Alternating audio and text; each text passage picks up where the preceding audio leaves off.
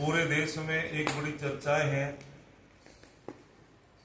जो रामभद्राचार्य स्वामी जी हैं, अपने आप को बहुत बड़ा विद्वान मानते हैं कि मैंने बड़े शास्त्र पढ़े हैं, और उन्होंने एक अपनी व्यास गद्दी से एक सार्वजनिक सभा में, धर्म सभा में, उन्होंने स्वामी दयानंद पे टिप्पणी की है।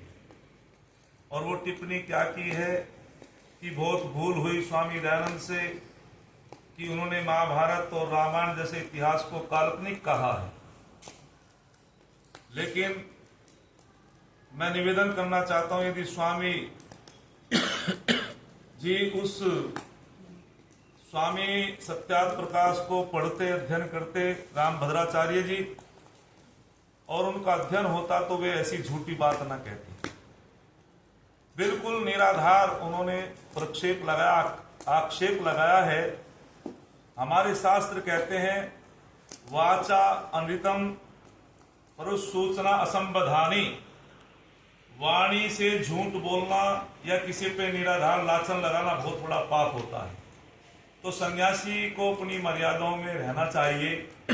और मैं हवाला देता हूं कि स्वामी दयानंद ने सत्यार्थ प्रकाश के तीसरे समोल्लास में पठन पाठन विधि में लिखते हैं स्वामी दयानंद, और वे कहते हैं कि जो भी मनुस्मृति हो, और पठन पाठन विधि में कहते हैं कि मनुस्मृति, महर्षि वाल्मीकि कृत रामायण और महाभारत का उद्योग पर्व, विदुर नीति को बालक अवश्य पढ़े।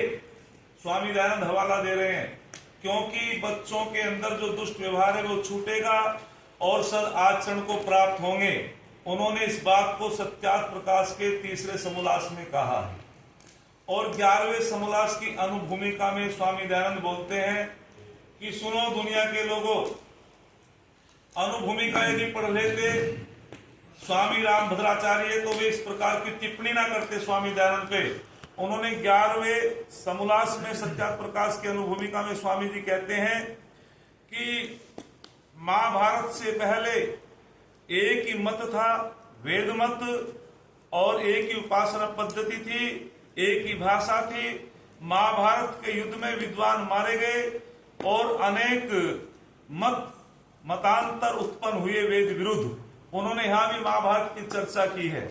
और फिर वे कहते हैं सत्यार्थ प्रकाश के 11वें समोल्लास में कि जब युधिष्ठिर महाराज ने एक राष्ट्रीय यज्ञ किया था बहुत बड़ा, तो उसमें विदेशों के जो राजा थे, चीन का भगदत्त और अमेरिका का बब्रुभान, यूरोप का विडालाक्स, ईरान का शल्य, ये सब युधिष्ठिर महाराज के राष्ट्रीय यज्ञ में सम्मिलित हुए थे।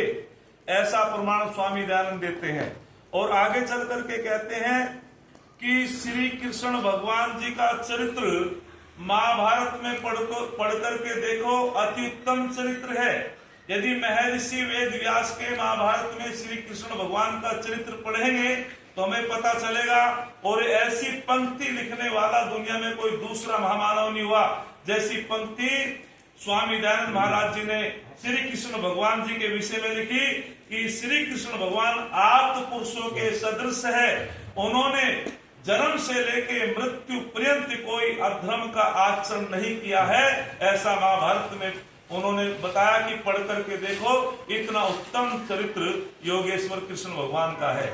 और आगे चल करके कहते हैं कि जो रघुगण थे, जो हमारे मर्यादा पुरुषोत्तम रामचंद्र जी के पूर्वज थे, रघुगणों का जब राज्य था, उन्हीं के अधीन रावण का राज्य था। आगे चल करके रामचंद्र जी, भगवान राम मर्यादा पुरुषोत्तम, और लंका के राजा रावण का जब बैर हुआ, लड़ाई हुई, तो मर्यादा पुरुषोत्तम रामचंद्र जी ने उसको मृत्यु दंड दे करके विभीषण को लंका का राजा बना दिया, सुशोभित कर दिया।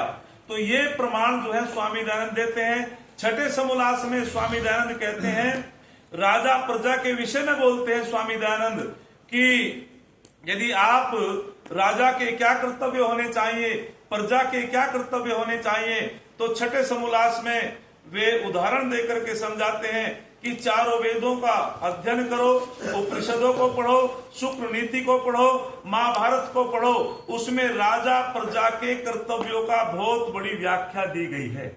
ये स्वामी दयानंद बताते हैं कि राजा कैसा होना चाहिए, प्रजा कैसी होनी चाहिए। और जिस सत्यार्थ प्रकाश की मैं बातें कर रहा हूं, ये सत्यार्थ प्रकाश अमर ग्रंथ सत्यार्थ प्रकाश स्वामी दयानंद जी का वो सत्यार्थ प्रकाश है जिसमें सारी बातें सत्य की ही है। कोई भी इसमें टीका टिप्पणी नहीं कर सकता। तो बिना अध्ययन के किसी को चैलेंज करना ये बहुत बड़ी भूल है।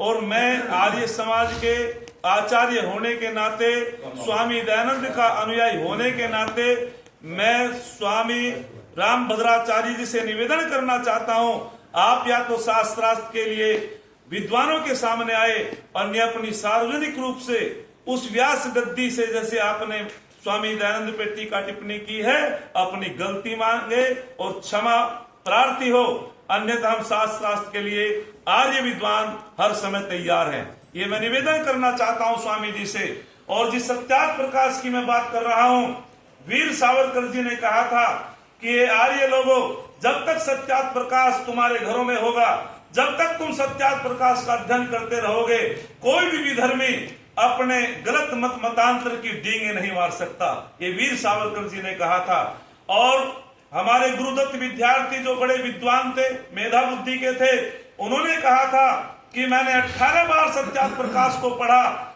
और जब भी मैं बार बार पढ़ता था, जैसे समुद्र में डुबकी लगाने वाले को बार बार नई नई मोतियों की खोज होती है, ठीक उसी प्रकार से मुझे नया ज्ञान विज्ञान प्राप्त होता रहा। मैं अपनी सारी संपत्ति को बेच करके भी इस सत्यार्थ प्रकाश को लूंगा। ऐसा हवाला गुरुदत्त विद्यार्थी जी ने दिया।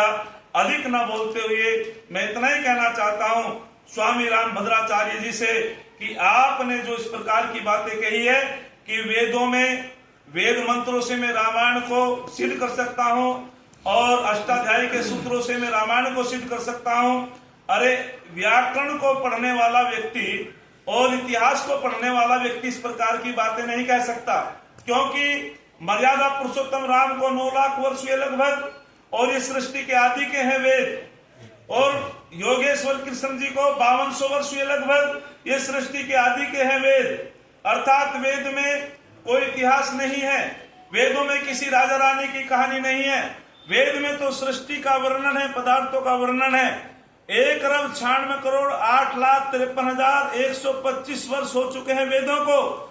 मर्यादा पुरुषोत्तम रामचंद्र जी को 9 लाख वर्ष हुए हैं और योगेश्वर कृष्ण जी को 5200 वर्ष हुए हैं। तो उनको तो ये भी पता नहीं तुम क्या कह रहे हैं।